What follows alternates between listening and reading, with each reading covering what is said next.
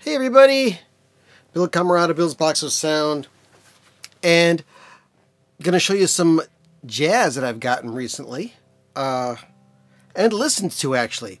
A lot of times I will go out and I will do a find or a dig, go to a record show, come back, make a video, and I show all the records that I've gotten, but I will not have listened to them yet. So I think it would be a good idea if I actually listened to these things before I told you about them. So I had some sort of an idea. Let's start with a couple of new things that I bought. I bought these brand new. Miles Davis, Miles in the Sky. I believe this is an album from 1968. Yes, it is. This is the 2LP 45 RPM version on Mobile Fidelity. And this is with the quintet of Miles, Herbie Hancock on piano, Wayne Shorter on sax, Ron Carter on bass, Tony Williams on drums. Also on this album, George Benson does play guitar on one track. And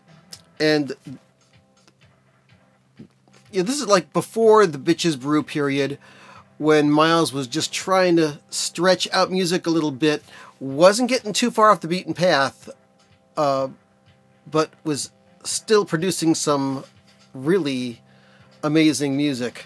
And that also goes for this album, which turns 50 years old this year. Sorcerer. This is also a 2-record 45 RPM Mobile Fidelity version with the same personnel.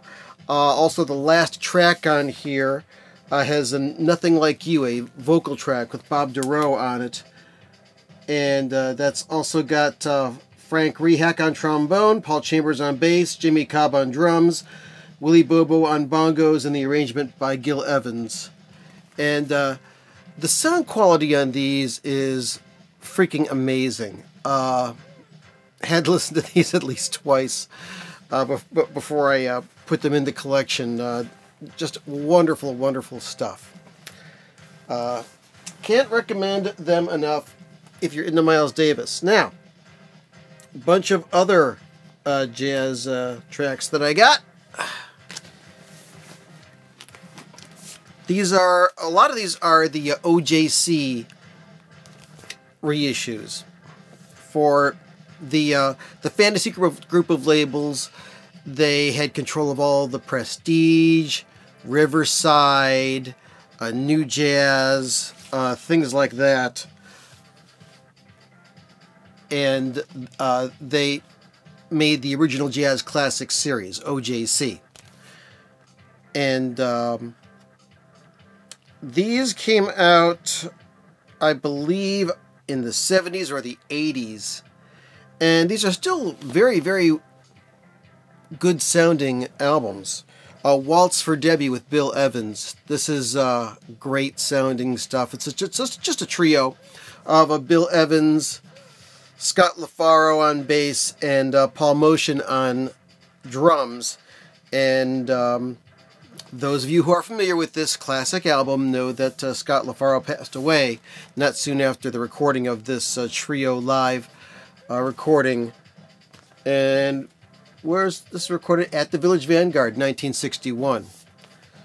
And the guy that I bought these from, these are like practically unplayed. They're like I bought them brand new. None of them were sealed. And of course I had to clean them up and get rid of the paper sleeve and get a good plastic sleeve on there. But they reproduce the labels really well. This is Coleman Hawkins, The Hawk Flies High, originally on the Riverside label. This is recorded when? 1957. This has Coleman Hawkins' very smooth tenor sax on here. So I like this a lot.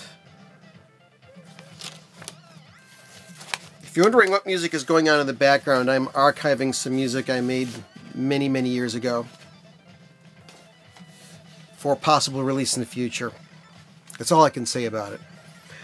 Next is from the Prestige label, Curtis Fuller, New Trombone. I believe this is his first solo album. I love Curtis Fuller. He played on John Coltrane's Blue Train. I've also got several other albums from him. Bluesette. His first solo outing on Blue Note, which I believe is called The Opener. And this was recorded when? In 1957. It's got Sonny Red Kiner on alto,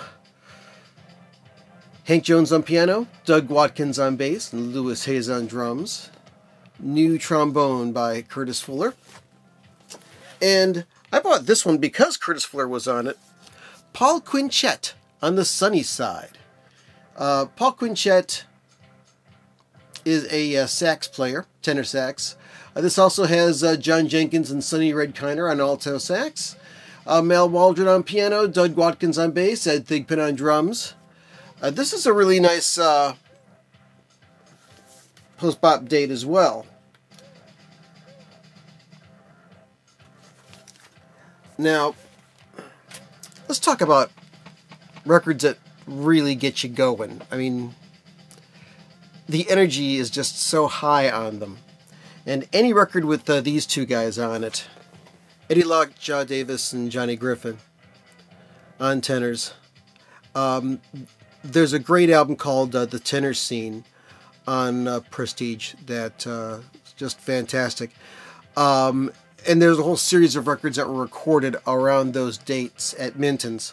But this is a studio recording that was originally on the Jazzland label in 1960. Johnny Griffin and Eddie Lockjaw Davis.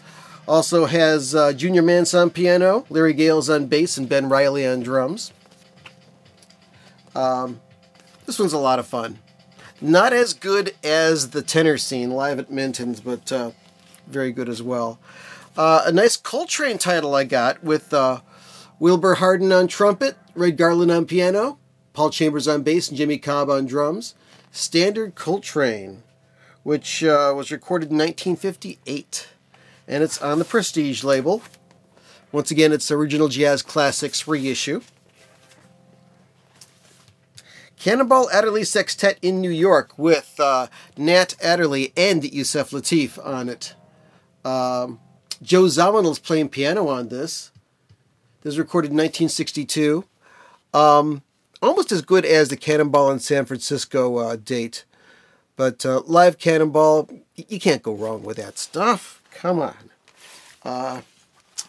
Here is an original on the Original Prestige label. A little bit of water damage here, but the record cleaned up great. There's a original, is this a mono? No, actually this is a stereo recording of Brother Jack McDuff. Tough Duff. Brother Jack McDuff on the Hammond organ. Jimmy Forrest on tenor sax. Lem Winchester on vibes. And Bill Elliott on drums. Very nice, relaxing set of music here. A reissue on the Sundays label. This isn't jazz, but it's soul. Otis Redding, the soul album.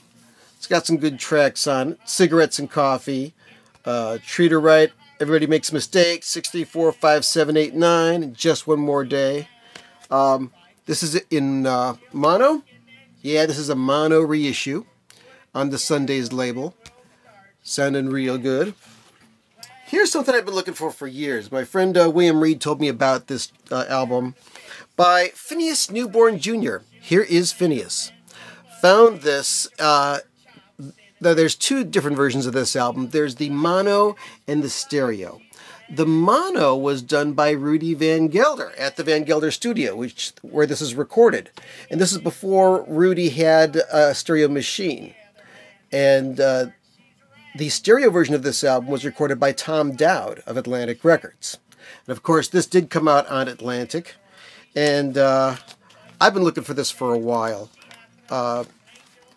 This album, Phineas Newborn Jr. plays in the Art Tatum style. I mean, he's just all over the place on this piano, but making it sing.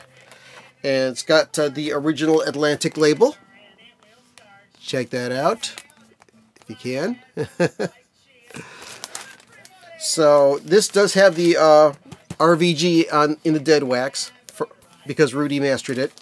But now that I've got this, I'm on the lookout for the stereo version. So those are some recent jazz spins. And I want to thank you for clicking on this video and watching it. I had a great time. Hope you did too. Have a great day.